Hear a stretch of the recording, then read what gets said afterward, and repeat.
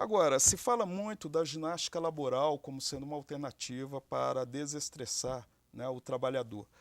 Como você vê essa Da posição? mesma forma que a gente não gosta do ócio criativo, a gente detesta ginástica Por laboral. quê?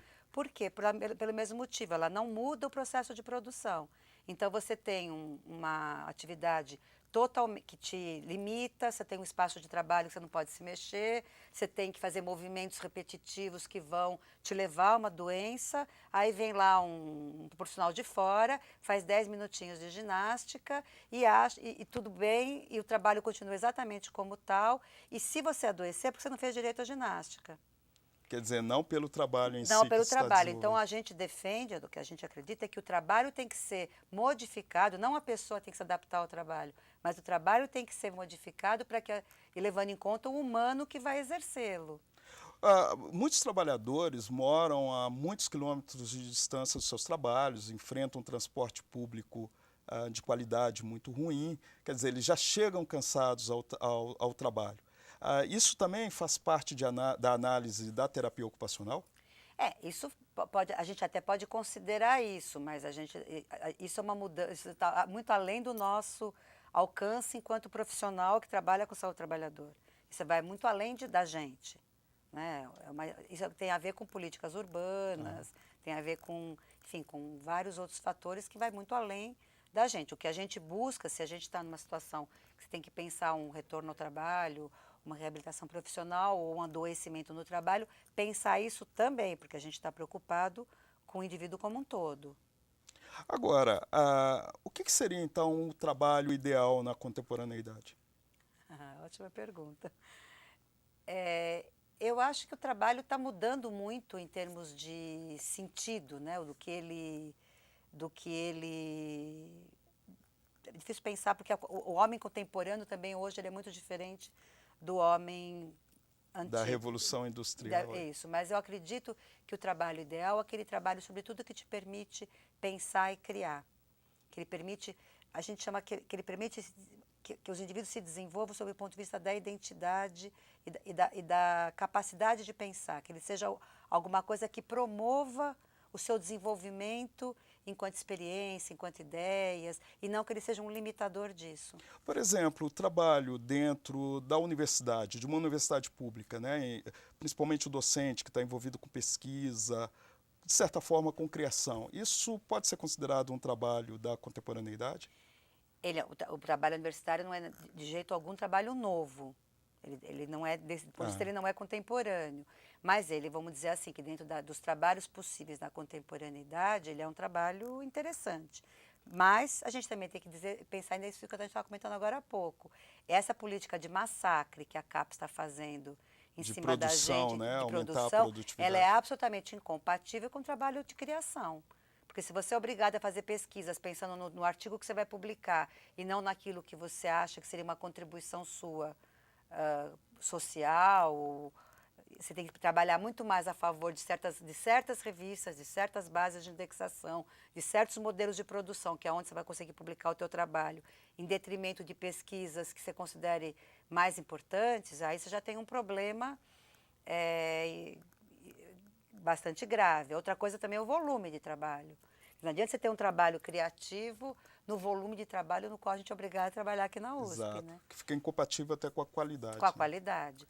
Mas esse massacre que a CAPES está fazendo, eu acho que mereceria um estudo do ponto de vista da saúde mental, porque ele está desestruturando relações de pessoas dentro de departamentos, está criando relações de competição entre professores absolutamente novas, em termos que a gente nunca tinha vivido anteriormente, desestruturando grupos de Quer dizer, pesquisa. na sua visão, ela, ao invés de ser interdisciplinar e interpessoal, provoca uma desagregação. Total, total. E isso, do ponto de vista da terapia ocupacional, como você do, avalia? do ponto de vista da saúde mental, ela é desastrosa. Né? Do ponto de vista específico da terapia ocupacional, é difícil pensar, mas você pensar que a terapia ocupacional como um dos profissionais que está envolvido na questão da saúde mental e trabalho, um deles, ela é fortemente interessante para a gente. E tem se percebido um crescimento, principalmente entre os docentes, desse nível de estresse? provocado por essa nova forma de A gente não tem avaliação? muitos estudos sobre isso. A gente não tem muitos estudos sobre isso, mas, por exemplo, entre professores do ensino fundamental, a gente tem, a saúde mental é uma questão bastante importante. E o que a gente sabe, o que a gente escuta falar aqui na USP, embora não tenha muitos estudos, é no aumento total de índice de alcoolismo, drogas, psicofármaco, antidepressivo. Isso a gente tem notícias de que tem crescido muito. Bom, falando agora um pouco até da sua trajetória de vida e vendo se, enquanto terapeuta ocupacional, trabalhando em saúde mental, conseguiu driblar todo esse estresse que a vida acadêmica provoca, né? Você é judia, né? E nasceu em São Paulo mesmo, no Bom Retiro, né? A família judia, suponhamos, né? Ela, dentro dos estereótipos que são construídos, né? É uma família muito rígida, ou não? Não. Não? Nunca Não existe uma rigidez, não. né? E em que medida a sua família te ajudou a entrar para a terapia ocupacional? Olha, primeiro, acho que uma característica dos judeus é uma valorização muito grande da educação. Então, acho que se valorizava muito na minha casa o estudo. Isso acho que é uma coisa que eu acho que talvez tenha, acho que tem uma influência dessa minha ascendência. Mas eu acho que dentro dessa escolha, os meus pais são brasileiros, mas meus avós são imigrantes que que foram muito tocados pela guerra, em especial pela Segunda Guerra, embora meus pais estivessem no Brasil nessa época. Quer dizer, os seus pais nasceram aqui no Meus Brasil? pais nasceram no Brasil na década de 30. Ah, certo. Então, mas eles viveram a época da guerra e tiveram conhecimento de tudo o que aconteceu na guerra. E o que forçou a imigração dos meus avós foi o início de algo que depois se configurou, marcou como o antissemitismo e tudo o que aconteceu na Europa. E a sua família é de origem polonesa e russa, né? A família dos meus né? pais é de origem polonesa, da minha mãe é origem russa. Certo. E diante dessa imigração, dessa necessidade, para eles a questão de possíveis perseguições aos judeus era uma coisa muito presente. Então, eles insistiam muito que eu deveria ter uma profissão que me permitisse trabalhar em qualquer país. Então, por exemplo, em algum momento eu quis fazer direito e meu pai dizia, não, direito não, porque se você fizer direito, você só poderá ser advogada no Brasil. Você tem que ter uma profissão que te permita, eventualmente, se você tiver que ir para um outro país, poder trabalhar em outros países. Acho que dentro dessa ideia, talvez a terapia ocupacional tenha porque ela pode ser aplicada, né, em diferentes países, contextos, em diferentes países. Da área de saúde, né? Mas, assim, o seu contato com a cultura judia, com as questões judias, ela foi muito forte, né? Porque você participou do DROR, né? Que é um grupo de esquerda da juventude judia. Como é que funcionou esse processo? Olha, eu morava no Bom Retiro, esses grupos se organizavam lá, né? Eram grupos que reuniam jovens, então eu fui bastante envolvida até a época que eu entrei na faculdade. Depois da época que eu entrei na faculdade, eu me afastei bastante. Certo, mas chegou a morar em algum kibbutz? Não, eu nunca saí do Brasil. Não. Nunca, quer dizer, já saí do Brasil, mas nunca fui para Israel. Certo. Não conheço Israel. Não conhece Israel? Ainda não. Devo conhecer esse ano, mas não conheço ainda.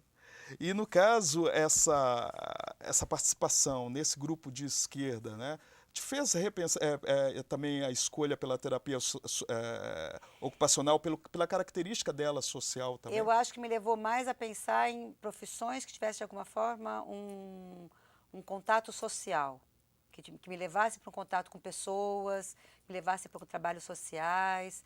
Mas a terapia ocupacional eu tomei contato um pouco depois. Acho que nessa época eu não me chamou atenção. E isso daí era em que ano? Olha, eu fui do DROR, eu tinha 13, 14 anos. 14 anos, né? Quer dizer, início dos anos 70. a terapia ocupacional ainda era uma área muito nova. Muito né? nova no Brasil. Mesmo quando eu entrei na faculdade em 76, ainda era muito nova. Tinha muito poucos cursos no país, era bem nova. E como é que foi o início desse curso de graduação? Quer dizer, essa graduação, como ela se constituiu sendo uma área nova? Olha, na época que eu cursei a terapia ocupacional, praticamente nem existia graduação como a gente pensa hoje nos outros cursos. Havia uma coordenação, haviam 2, 3 professores que convidavam outros professores e montava-se ali uma estrutura curricular. Muitas aulas eram dadas pela estrutura da própria Faculdade de Medicina, mas ela passa a se estruturar como curso, com um currículo mais articulado a partir dos anos 80. Isso já é uma construção da minha geração. Quer dizer, Quer né, dizer, a minha geração e o pessoal que formou junto comigo, os meus contemporâneos, é que vão estruturar a graduação na terapia ocupacional na USP e em outras universidades do país. e qual que seria a diferença dessa graduação que você teve, né, na sua formação e essa outra graduação estruturada pela sua geração? Hoje você tem um corpo de conhecimento articulado, com ciclos, com pré-requisitos, com uma formação organizada em cima de uma ideia de um perfil profissional e um conjunto de disciplinas que vão formar esse perfil profissional. Naquela época era um curso muito mais desagregado. E com um corpo docente articulado. A gente tem hoje, aqui na USP, no meu curso, 15 docentes, dedicação exclusiva, cuidando deste curso. Da terapia ocupacional. Da terapia ocupacional. A outra questão também é que a terapia ocupacional ela está inserida dentro da unidade, Faculdade de Medicina, né? Ela constitui a Faculdade de Medicina. O que isso implica para a terapia ocupacional? Mas antes de responder isso, nós vamos para um breve intervalo. O Trajetória volta em instantes.